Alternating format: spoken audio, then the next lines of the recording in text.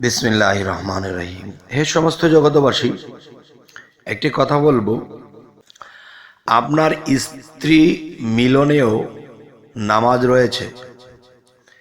তাহলে স্ত্রী মিলনে যদি নামাজ না থাকে, তাহলে কিছু কিছু হাদিসের মধ্যে একটি কথা বলা হয়েছে যে যেমন বাইতুল মোকাররমের যে ইমাম সাহেব নামাজ পড়ায়, সেই ইমাম সাহেবের কিন্তু এটা কতদিন পর পর তার নফস বা পুরুষাঙ্গ এই বিষয়টি পরীক্ষা করা হয় ঠিক আছে কিনা।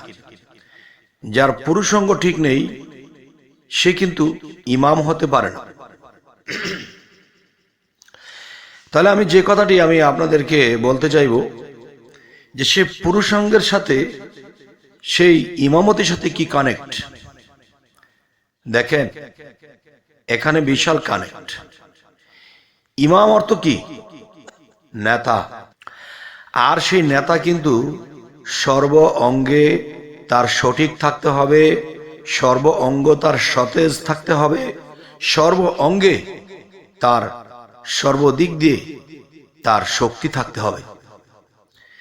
তাহলে সে পরিপূর্ণ একজন মানুষই কিন্তু ইমাম হতে পারে বা নেতা হতে পারে।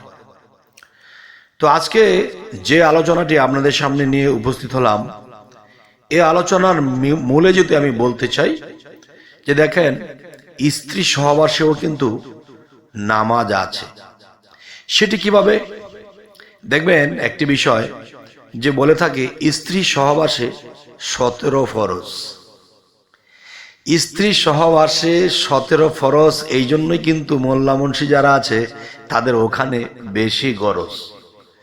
তাই আমি যা বলতে চাইব সেটি যদি বুঝতে পারেন তাহলে অবশ্যই দেখেন, আপনি যে ইমাম, দেখেন সেই ইমামের কাজ কি, সেই নেতার কাজ কি। সেই নেতার কাজ হলো যে মানুষ যখন কুপথে চলে যায়, মানুষ যখন না বুঝিয়া ভুল পথে চলে যায়, তখন সেই মানুষদেরকে ভালো পথে আনা। তাহলে আরো একটি বিষয় হলো যে মানুষ যখন বিবাহ করে তখন সেখানেও কিন্তু স্ত্রীর প্রতি এবং স্বামীর প্রতি যে কিছু কর্ম আছে, সেই জিনিসগুলো যদি কেউ যার যার মুর্শিদের কাছে এই শিক্ষাগুলো না করে তারা সেই স্ত্রী সহবাসে যাবে, তবে কিন্তু তাদের অনেক কিছু ভুল হয়ে যাবে। অনেক কিছু ভুল হয়ে যাবে। সেটা কেমন? যেমন আপনার মনে মনে আশা ছিল যদি প্রথম সন্তান আপনার ছেলে হতো বা প্রথম সন্তান আপনি মেয়ে হতো, আপনি যে আশা করবেন যিনি ইমাম বা যিনি নামাজটি পড়বে বা যিনি সেখানে বীজ রোপণ করবে, তিনি যদি ওই সম্পর্কে অবগত না থাকে, তাহলে সে কি ডাঙ্গা বেচি না মূলা বেচি নাকি অন্য কিছু বনে দিল সে কিন্তু জানে না, সে কিন্তু অন্ধ। আর একজন ইমাম কিন্তু অন্ধ থাকা চলবে না। আর অন্ধ থাকলে সে সর্বাঙ্গে তিনি সঠিক নয়, তিনি কমতি আছে, তিনি অন্ধ, তিনি জানে না তিনি কোন বীজ রোপণ করছে। তো এখন আমি আরেকটি কথা বলবো, মানুষ যখন সেজদা করে নামাজ পড়তে গিয়ে কোন ভাবে তারা সেজদাটি করে। এবং দেখবেন নতুন দম্পত্য হোক আর পুরান দম্পত্য হোক, তারা যখন সে স্ত্রীর কাছে যায় তখন কিভাবে কোন ভাবে যে সেজদারত তাদের হতে হয়। কিভাবে? দেখেন যে জমিন হলো স্ত্রী আর স্বামী হলো বীজ। আর এই বীজ রোপণ করতে যাইয়া তখন কিন্তু সেই জমিনের উপর যখন ঝাঁপিয়ে পড়ে, তখন কিন্তু দেখবেন যে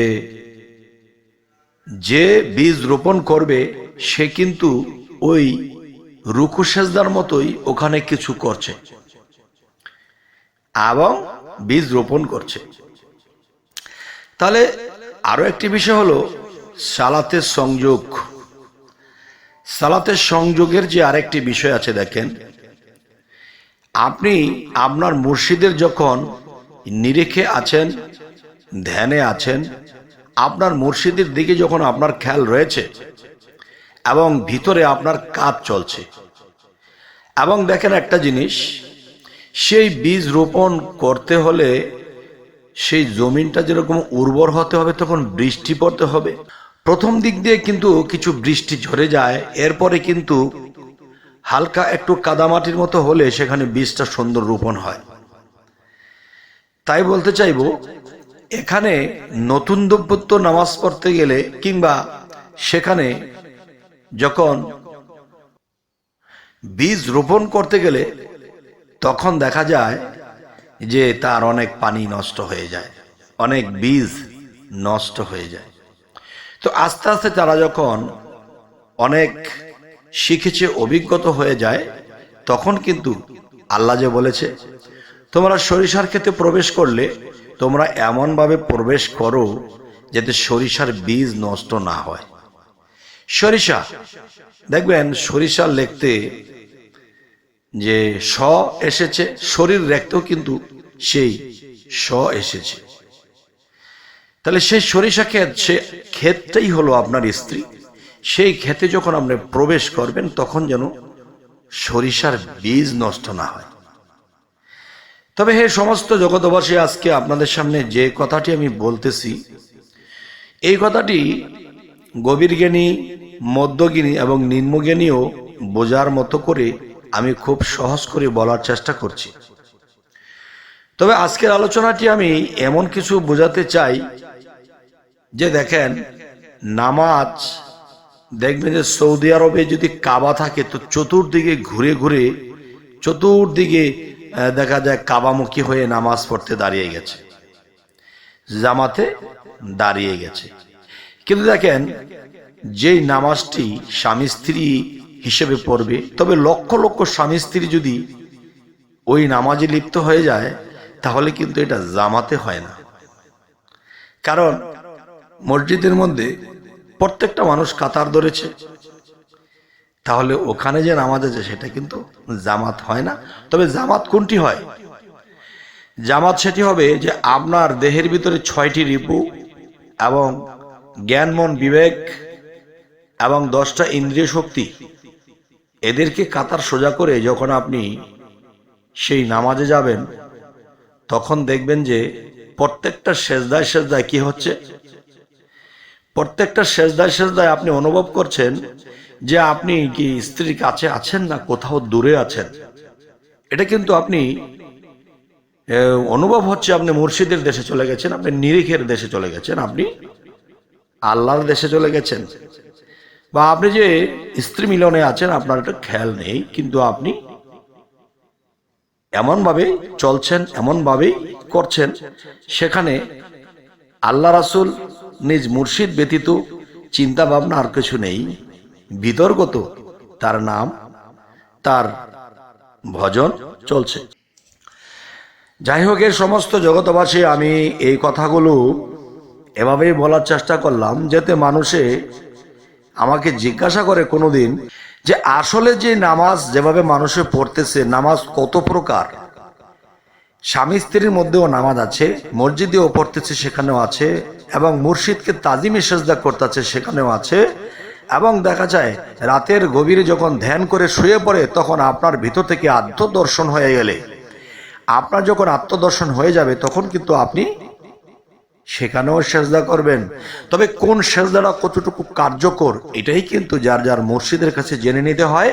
তবে আপনারা যদি বলেন তো পরবর্তীতে যেন আমি আপনাদেরকে ক্লিয়ার বলতে পারি। তবে নতুন যারা আছেন আমাদের চ্যানেলে অবশ্যই সাবস্ক্রাইব করে রাখবেন। সকলেই ভালো থাকবেন। আল্লাহ হাফিজ।